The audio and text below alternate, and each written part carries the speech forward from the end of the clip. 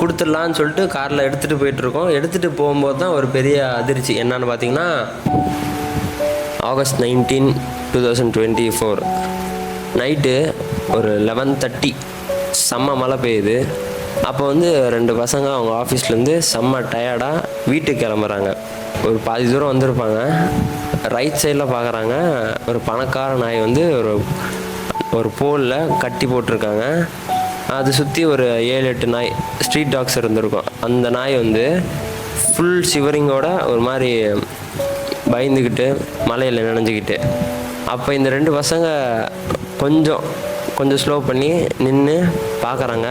பார்த்த வாட்டி அது கட்டி போட்டிருக்கிறத கவனிச்சுட்டு அந்த மீதி இருக்கிற ஸ்ட்ரீட் டாக்ஸ்லாம் ஃபஸ்ட்டு விரட்டி விட்டுட்டு சரி ஓகே, இது யாரோ தெரியாமல் கட்டிட்டு போயிருப்பாங்க, இல்லை தெரிஞ்சு கட்டிட்டு போயிருப்பாங்க, வந்து ஒரு 5 to 10 minutes எடுத்துப்பாங்கன்னு சொல்லிட்டு அங்கேயே வெயிட் பண்ணுறாங்க. 10 minutes ½ an hour மாறுது, அரை மணி நேரம் 3/4 மணி நேரமாக மாறுது, 3/4 மணி நேரம் 1 மணி நேரமாக மாறுது.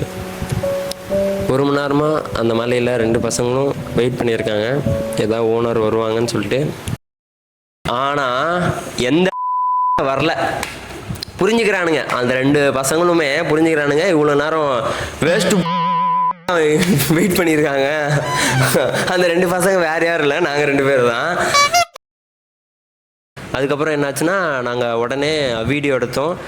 அங்கே என்ன நடக்குதுன்னு சொல்லிட்டு ஒரு வீடியோ போட்டோம். இன்ஸ்டா, ஃபேஸ்புக், யூடியூப் எல்லா இடத்துலையும் அப்லோட் பண்ணுற மாதிரி ஒரு வீடியோ எடுத்து போட்டோம். அந்த வீடியோ அப்படியே போடுறேன் பாருங்கள். எவ்வளோ நாள் தான் சாப்பிடாமல் இருக்கும். இந்த வீடியோ பார்க்குற நீங்கள் இந்த நாய்க்கு ஓனராக இருந்தால் நீ ஒரு ஹாய் கைஸ், என் பேர் நிஷான்னு சொல்லிட்டு நான் வந்து இங்கே சேலம் சீலநாயம்பட்டியில் இருக்கேன்.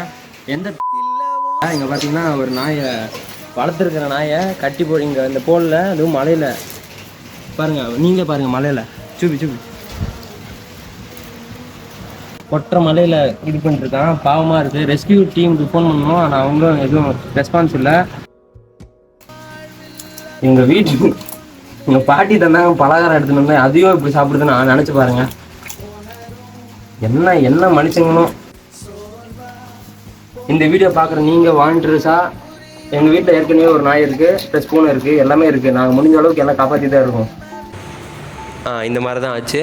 ஸோ அதுக்கு இந்த விஷயத்துக்கு அப்புறம் இதுக்கப்புறம் என்னாச்சுன்னா, திரும்ப நாங்கள் ஆஃபீஸ் கூப்பிட்டு வந்து இங்கே நைட்லாம் படுக்க வச்சுட்டு நாங்களும் இங்கேயே படுத்து தூங்கிட்டு வேறு வேலை வீட்டுக்கே போகல, சாப்பிடல, இங்கே இருந்துட்டு அடுத்த நாள் காலையில் சீக்கிரமாக எழுந்திரிச்சு அந்த நாயை தூக்கிட்டு வீட்டுக்கு போயிட்டோம்.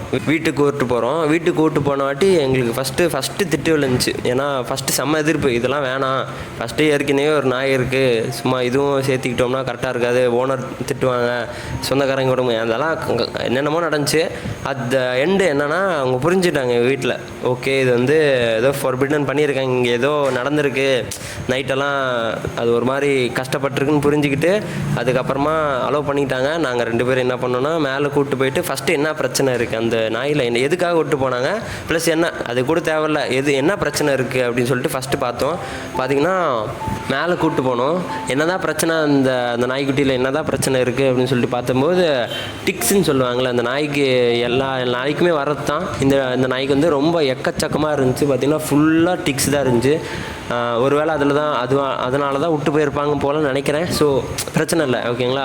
ஃபஸ்ட்டு நாங்கள் என்ன பண்ணோன்னா, இந்த மாதிரி வீடியோ போட்டதால் யாராச்சும் ஃபோன் பண்ணுவாங்கன்னு நினச்சிக்கிட்டு தான் நாங்கள் வீட்டுக்கு எடுத்துகிட்டு போனோம். ஸோ சேஃபாக எங்கள் வீட்டே இருக்கட்டும்னு சொல்லிட்டு அங்கே போய் பார்த்த வாட்டி ஃபுல்லாக டிக்ஸ் இருந்துச்சு. ஸோ என்ன பண்ணோன்னா, அடுத்த நிமிஷம் க்ரூம் பண்ணுறதுக்கு ஃபோன் பண்ணோம். அவங்க வந்து இந்த மாதிரி சார்ஜஸ்லாம் சொல்ல விரும்பல, சார்ஜஸ்லாம் ஆகும் இந்த மாதிரிலாம் சொன்னாங்க. அப்புறமா நான் சொன்னேன், இந்த மாதிரி ரெஸ்கியூ பண்ண நாய்ங்க, இது வந்து இப்போ என்ன பண்ணுறதுன்னு தெரில எனக்கு, ஸோ எதாவது ஹெல்ப் கிடைக்குமா அப்படின்னு கேட்டும்போது தான் சொன்னாங்க, இந்த மாதிரி ரெஸ்கியூ பண்ணவங்களாம் நாங்களும் ரெஸ்கியூ பண்ணுறவங்க தான், நாங்களும் நிறைய நாய்ங்களாம் ரெஸ்கியூ பண்ணி கிட்டத்தட்ட ஒரு 15 நாள் ரெஸ்கியூ பண்ணி எங்கள் கூடயே வச்சுருக்கோம், நாங்கள் வீட்லேயே வளர்க்குறோம் அப்படின்னாங்க. ஸோ எனக்கு வந்து அப்போ ஒரு செம்ம சந்தோஷம்.